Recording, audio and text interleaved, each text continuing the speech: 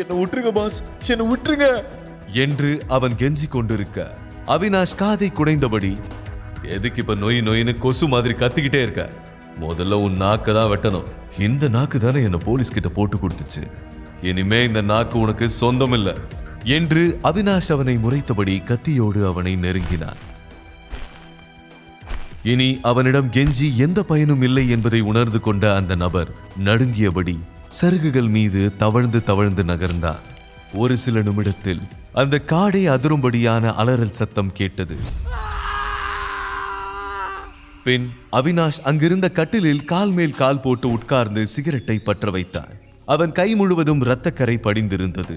செல்போனை ஆன் செய்து பார்க்க அதில் நிறைய மிஸ்டு கால்ஸ் இருந்தது. உடனே அந்த நம்பருக்கு டயல் செய்தான். நீண்ட நேரத்திற்கு பிறகு தேவின் செல்போனுக்கு ஒரு பிரைவேட் நம்பரில் இருந்து கால் வந்தது. போனை எடுத்து, யார் நீ, எதுக்கு எனக்கு கால் பண்ண? கரகரப்பான குரலில் கேட்க தேவ் தன்னுடைய முழு திட்டத்தையும் அவனிடம் எடுத்துச் சொன்னான். இப்படிப்பட்ட ஒரு அரக்கனைத்தான் தேவ் தன்னை கொல்வதற்கு அனுப்ப போகிறான் என்று தெரியாத சிவா ரேகாவிடம் பேசுவதற்காக ஹோட்டலுக்கு வெளியில் காத்திருந்தார். அதே ஹோட்டலுக்கு நந்தினியும் அவளுடைய ஃப்ரெண்ட்ஸும் வந்திருந்தார்கள். அவர்கள் எல்லோரும் அரட்டை அடித்துக் கொண்டிருந்த போது நந்தினியின் ஃப்ரெண்ட், ஹே நந்தினி, உன் சிஸ்டர் கூட இதே ஹோட்டலுக்கு தான் வந்திருக்கான்னு நினைக்கிறேன் என்று சொல்ல, இம்பாசிபிள், அதுக்கு வாய்ப்பே இல்ல. இந்த மாதிரி ஹோட்டலை பார்க்க கூட ஒரு அருகதை வேணும். அதெல்லாம் அவளுக்கு சுத்தமா இல்ல. அவளாவது 5 ஸ்டார் ஹோட்டலுக்கு வர்றதாவது. நீ யாரையோ பார்த்துட்டு அவந்திக்கான்னு தப்பா நினைச்சுக்கிட்டு இருக்க என்றாள் நந்தினி. நோ, ஐம் ஷுர், அது அவளே தான். அவ கூட ஒரு ஆளும் இருந்தான். நீ வேணா இப்பவே போய் ரூம் 27 செக் பண்ணி பாரு. நான் சொல்றது உண்மைதான்னு உனக்கே புரியும் என்று உறுதியாக சொல்ல, சிறிது நேரம் யோசித்த நந்தினி எழுந்து ரூம் நம்பர் 27ஐ நோக்கி வேகமாக சென்று கதவை தட்டினார். ஆனால் அவள் மனதில் ஆழமாக நம்பிக்கை இருந்தது. கண்டிப்பாக அவந்திகாவால் இது போன்ற 5 ஸ்டார் ஹோட்டலுக்கு வர முடியாது. அப்படியே வந்தாலும் பிரைவேட் ரூம் புக் பண்ண வாய்ப்பே இல்லை என்று நம்பினார். தன்னுடைய ஃப்ரெண்ட்ஸுக்கு இதை புரிய வைப்பதுதான் அவளுடைய ஒரே நோக்கமாக இருந்தது. ரூமுக்குள் இருந்த அவந்திகா சிவாதான் திரும்பி வந்து விட்டான் என்று நினைத்து கதவை திறந்தார். ஆனால் அங்கே நந்தினி நிற்பதை பார்த்து ஷாக் ஆகிவிட்டார். அவந்திகா பதில் சொல்வதற்குள் நந்தினி வேகமாக, ஓ, வேலை கிடைச்ச உடனே ஆட்டத்தை ஆரம்பிச்சிட்டியா? இதுக்கு எவனை கரெக்ட் பண்ண என்று கேட்க, ஷட் அப் நந்தினி, எனாஃப். இன்னும் எவ்வளவு நாளைக்கு தான் அம்மாவும் பொண்ணு என்னை இன்சல்ட் பண்ணிட்டே இருக்க போறீங்க? இப்போ எதுக்கு என்ன ஃபாலோ பண்ணி வந்த என்று கேட்டார். இத்தனை நாளும் பயந்தவளாய் இருந்தவள் இப்போது திடீரென தன்னை எதிர்த்து பேசுவதை பார்த்து நந்தினி ஒரு செகண்ட் ஷாக் ஆகிவிட்டார். பிறகு தன்னைத்தானே நிதானப்படுத்திக் கொண்டு, வாட் நான்சென்ஸ், நான் உன்னை ஃபாலோ பண்றேனா? இங்க பாரு, இந்த திமிர் பேச்செல்லாம் வேற யார்கிட்டயாவது காட்டு. உனக்கு வேலை கிடைச்சதுக்கு காரணமே நான் தான், அது தெரியுமா உனக்கு? தர்மா குரூப் எம்டி தினேஷுக்கு நீ என் தங்கச்சின்னு எப்படியோ தெரிஞ்சு போச்சு. அதனாலதான் பரிதாபப்பட்டு உனக்கு அந்த வேலையை கொடுத்திருக்காரு என்றார். அதற்கு மேல் அவந்திகாவால் பொறுமையாக இருக்க முடியவில்லை. அப்படி பார்த்தா அந்த வேலையை அவங்க உனக்கே தந்திருக்கலாமே, ஏன் தரல? என்னோட டேலண்டால தான் எனக்கு வேலை கிடைச்சது என்று ஸ்ட்ராங்காக சொன்னார். அந்த பதிலை கேட்டு நந்தினிக்கு அவமானமாக இருந்தது. அவள் கோபத்தில் பற்களை கடித்தார். இருவருக்கும் நடுவில் இப்படி ஒரு பிரச்சனை போவது தெரியாத சிவா ஹோட்டலுக்கு வெளியில் வந்து ரேகாவுக்கு கால் செய்தான். டேய் சிவா, எதுக்காக என் பொண்ணை ஃபாலோ பண்ற என்று அவனுக்கு பின்னால் ஒரு குரல் கேட்க அங்கு ரேகா நின்று கொண்டு இருந்தார். வாட்? நான் எதுக்கு உங்க பொண்ணை ஃபாலோ பண்ணணும்? உங்க பொண்ணு கிட்ட இருந்து டிவோர்ஸ் கேட்டதே நான் தான், அதை மறந்துடாதீங்க என்றான். ஒரு பொண்ணை டிவோர்ஸ் பண்ணிட்டு இன்னொரு பொண்ணு பின்னாடி சுத்திரியே, இது உனக்கு நியாயமா இருக்கா? தயவு செஞ்சு அவளை எங்களுக்கு திருப்பி கொடுத்துரு என்று சொல்ல, அதை கேட்டு ஷாக்கான சிவா, நீங்க அவந்திகாவை பத்தியா பேசுறீங்க? எப்போல இருந்தா உங்க பொண்ணானா? நீங்க என்னைக்குமே அவளை உங்க பொண்ணா இல்ல, ஒரு மனுஷியாவே நினைச்சது இல்லையே. காசுக்காக அவளை மாஃபியா கிட்ட விற்க பார்த்துட்டு இப்ப மட்டும் என்ன திடீர் பாசம் என்று கோபமாக கேட்டார். அது உனக்கு தேவையில்லாத விஷயம். இது எங்க ஃபேமிலி மேட்டர்.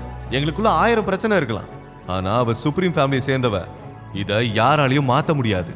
ஒழுங்கா அவளை விட்டுரு என்றார். உங்க திடீர் பாசத்துக்கு என்ன காரணம்னு நான் சொல்லட்டுமா? உங்களுக்கு தேவை அவந்திகா இல்ல, அவளுக்கு கிடைக்கிற சம்பளம் தானே என்றான். ரேகாவின் முகம் மாறியது. நீ என்ன வேணும்னாலும் சொல்லிக்கோ, எனக்கு என் 2 பொண்ணுங்களுமே முக்கியம். அவங்க விஷயத்துல தலையிடாம ஒழுங்கா விலகி போயிடு என்று சொல்ல, சாரி, அது மட்டும் என்னால முடியாது. நீங்க என்ன நினைச்சுக்கிட்டு இருக்கீங்க? நீங்க என்ன சொன்னாலும் அதை அப்படியே நம்பிடுவேன்னா? உங்களை மாதிரி பணத்துக்காக நிமிஷத்துக்கு நிமிஷம் மாற என்னால முடியாது. நான் அவ கூட தான் இருப்பேன். இனிமே அவ லைஃப்ல எந்த தப்பும் நடக்க விட மாட்டேன் என்றான். சிவாவின் வார்த்தைகளை கேட்ட பிறகு அவனிடம் நேரடியாக பேசி பலன் கிடைக்கப் போவதில்லை என்பதை புரிந்து கொண்ட ரேகா வஞ்சகமாக ஒரு திட்டத்துக்குள் அவனை சிக்க வைக்க நினைத்தார். சிவா, நான் அவந்திகாவோட நல்லதுக்காக தான் பேசிக்கிட்டு இருக்கேன். அவளை நான் நிறைய கஷ்டப்படுத்தி இருக்கேன், உண்மைதான். பட் இப்ப அதை நினைச்சு நான் வருத்தப்படுறேன். அதுக்கு பரிகாரமா நான் ஒரு விஷயத்த பண்ணணும்னு நினைக்கிறேன். சின்ன வயசுல இருந்து அவளுக்கு ஒரே ஒரு ஆசை தான், நந்தினிக்கு பர்த்டே செலிப்ரேட் பண்ற மாதிரியே அவளுக்கும் பர்த்டே செலிப்ரேட் பண்ணணுங்கிறது தான் அவளோட ஒரே ஆசை. இந்த வருஷம் அவளோட பர்த்டேவை அவ ஆசைப்பட்ட மாதிரியே ஊரறிய செலிப்ரேட் பண்ணணும்னு ஆசைப்படுறேன் என்று எமோஷனலாக பேசினார். ஆனால் சிவாவுக்கு இதெல்லாம் நடிப்புதான் என்று நன்றாக தெரியும். உங்களுக்கு அந்த கஷ்டமே வேணாம் ஆண்டி. அவந்திகா இப்போ சம்பாதிக்க ஆரம்பிச்சிட்டா. அவ சொந்த கால்ல நிக்கிறா. அவளுக்கு தேவையானதை அவளாவே செஞ்சுக்க முடியும். அப்படியே அவளால செஞ்சுக்க முடியாத விஷயமா இருந்தா அதை நான் செய்வேன் என்றான். ரேகாவுக்கு சட்டென ஏதோ தோன்ற அவள் ஒரு ஆப் மூலமாக அந்த காலை ரெக்கார்ட் செய்ய ஆரம்பித்தாள். ஆனால் அவள் காலை ரெக்கார்ட் செய்யும் விஷயம் சிவாவுக்கு தெரியவில்லை. சரி, அப்படின்னா ஒரு டீல் வச்சுக்கலாம். நீ ஏன் அவந்திகாவோட பர்த்டே பார்ட்டியை அரேஞ்ச் பண்ணு. அவந்திகாவோட பார்ட்டி நந்தினியோட பார்ட்டியை விட கிராண்டா இருந்துட்டா சுப்ரீம் ஃபேமிலிக்கு சொந்தமான எல்லா ப்ராப்பர்ட்டியையும் நாங்க அவந்திகாவுக்கே கொடுத்துடுறோம். அதுக்கப்புறம் அவளை டிஸ்டர்ப் பண்ணவே மாட்டோம். இன்கேஸ் இந்த சேலஞ்சில் நீ தோத்து போயிட்டா அதுக்கப்புறம் அவந்திகா எங்களுக்கு தான் சொந்தம். எங்க இஷ்டம் போலதான் அவ இருக்கணும். அதுக்கப்புறம் உனக்கும் அவளுக்கும் எந்த விதமான கம்யூனிகேஷனும் இருக்கக்கூடாது. இந்த டீலுக்கு நீ ஒத்துக்கிறியா என்றாள். அவளை எப்படியாவது நிம்மதியாக வாழ வைக்க வேண்டும் என்றுதான் சிவா விரும்பினார். அதற்கு அவர்களே ஒரு வாய்ப்பு கொடுக்கும் போது எப்படி அதை தவறவிட முடியும்? அதனால் அவன் அதை உடனே ஏற்றுக்கொண்டான். எனக்கு இந்த டீல் ஓகே. நான் பார்ட்டிக்கு அரேஞ்ச் பண்றேன். நிச்சயம் அது நந்தினியோட பார்ட்டியை விட 10 டைம்ஸ் பெஸ்டா தான் இருக்கும். இதுல நான் தோத்துட்டா தாராளமா நீங்க உங்க அவந்திகாவை கூட்டிட்டு போகலாம். ஒருவேளை நான் ஜெயிச்சுட்டா நீங்க உங்க சொத்து எல்லாத்தையும் அவந்திகா கிட்ட கொடுத்துடணும். ஓகேவா என்று கேட்டான். ஓகே, எனக்கு சம்மதம் என்று ரேகா கூறிவிட்டு அங்கிருந்து கிளம்பினார். அவந்திகா நிம்மதியாக வாழ்வதற்காக அவன் என்ன வேண்டுமானாலும் செய்யலாம் என்று நினைத்தான். அதனால் தான் அவன் ரேகாவின் சேலஞ்சை ஏற்றுக்கொண்டான். மீண்டும் ஹோட்டலுக்குள் சென்றான். ரேகா அவன் பேசிய ரெக்கார்டிங்கை ஆன்லைனில் போஸ்ட் பண்ணிவிட்டார். அவள் நினைத்தது போலவே அந்த விஷயம் காட்டு தீ போல பரவ ஆரம்பித்து விட்டது. ஒரு சில நிமிடங்களுக்குள்ளேயே வைரல் ஆகிவிட்டது. எல்லோரும் அந்த ரெக்கார்டிங்கை கேட்டு சிவாவை கேலி செய்ய ஆரம்பித்து விட்டார்கள். பலர் அந்த போஸ்டுக்கு கீழே மோசமான கமெண்ட்டுகளை போட்டார்கள். அதே நேரம் எல்லோருடைய பார்வையும் அந்த போஸ்டுக்கு கீழே கொடுக்கப்பட்டிருந்த பெட்டிங் லிங்க் மீது விழுந்தது. முதலில் சித்திக் பிரைவேட் லிமிடெட் என்ற நிறுவனம் தான் பெட் கட்ட தொடங்கியது. அதை பார்த்து எல்லோரும் ஷாக் ஆகிவிட்டார்கள்.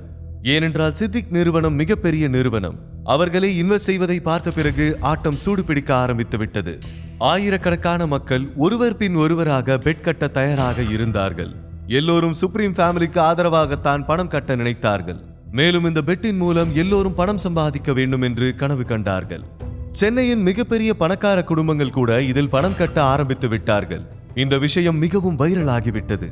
அது படிப்படியாக தினேஷின் காதுக்கும் வந்தது. அவர் சோசியல் மீடியாவில் சென்று எல்லாவற்றையும் ஆராய்ந்து பார்த்தார். பிறகு சத்தமாக சிரித்தார். ஏனென்றால் அவருக்கு தானே எல்லா உண்மையும் தெரியும். அடடா, இது நல்ல கேமா இருக்கே. பாவம், இத்தனை பேரும் அந்த நந்தினியை நம்பி பணம் கட்டி ஏமாற போறாங்களே. பேசாம சீஃப் சார்பா நானும் பணம் கட்டினா நல்லா கல்லா கட்டும். ஆனா சீஃபுக்கு தெரிஞ்சா கோவப்படுவாரு.